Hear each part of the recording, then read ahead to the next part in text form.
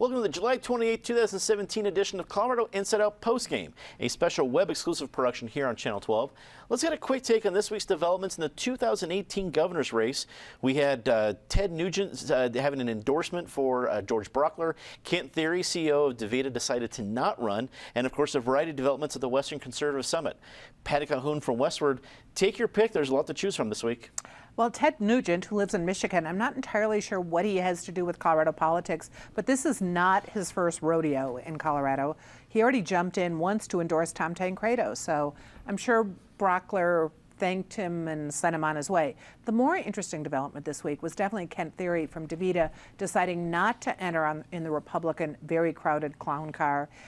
It's interesting to try to figure out why he made that decision. He certainly has the money to do it. He could have come in and been a front runner, if not the front runner, pretty fast. But he's also taken a beating lately, and we're not so sure how his musketeer act that he shows at DaVita would play on the national front.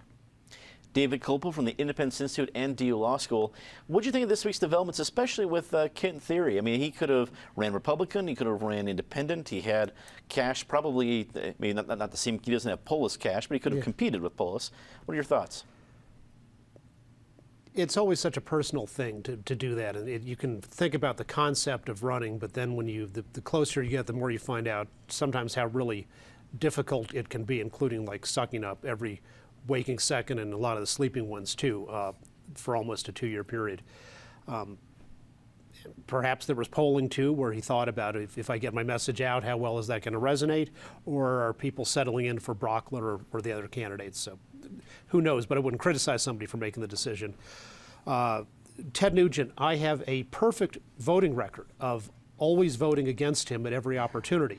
I'm an NRA member, and the NRA board is elected on staggered 3-year terms. So every year, 25 directors are elected, and I've always voted for candidates other than him, and intentionally made sure not to vote for him.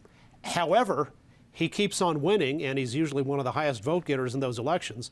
So that tells you that there are a lot of people who respect what he says, or look to him as a credible leader on the issue. At the NRA annual meetings when he's doing a book signing or something, the lines are enormous.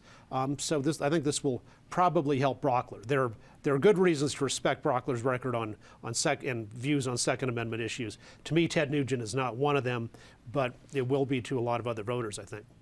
So you're saying that this is probably going to help George Brockler, but it's not going to put the whole race in stranglehold for him. No. Okay. Joey Bunch joins us from ColoradoPolitics.com. When you have you've been our guy at the Western Conservative Summit. That was all last weekend. Lots of people there, lots of talk about this, and you were the guy who actually interviewed, or I guess it was more of a forum with all the different gubernatorial candidates and Republicans that showed up. Give us your thoughts about what's going on this week. Well, I'm voting for whoever Donnie and Marie endorses, so that's my first take. But a lot. I did my column this Sunday on ColoradoPolitics.com about what we learned about the race from the candidates last weekend. We learned that George Brockler is looking at drug testing Medicaid recipients. That's a big deal.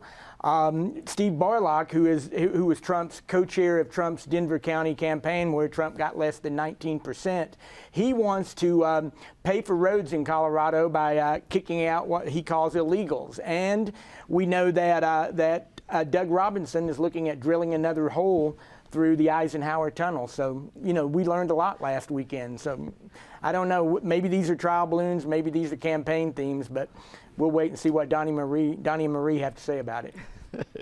Rounding out the panel, Justine Sandoval, political activist. You see these different developments, I guess this week mostly on the Republican side, but something that will affect the entire race. Your thoughts? Well, the governor's race has been kind of dizzying for me. On the Democratic side, it's been a very emotional roller coaster. You had a lot of people coming out behind Ed Perlmutter very early on, and then he dropped out. So there's just been a lot of emotions, I think, in the party of who they're going to back. I will say a lot of the craziness that's happened kind of redeemed Kerry Kennedy from her driving while announcing situation, which a lot of people counted her out. But I think as we develop, she's kind of climbing the ladder and kind of redeeming herself back from that moment, that internet moment that like to forget. Certainly her fundraising seems to have buoyed that remark. It's a good point. That's all the time we have for Colorado Inside Postgame this week. Leave us a comment. Tell us what you think. For everyone here at CPT12.org, I'm Dominic Dezzutti. Thanks for watching.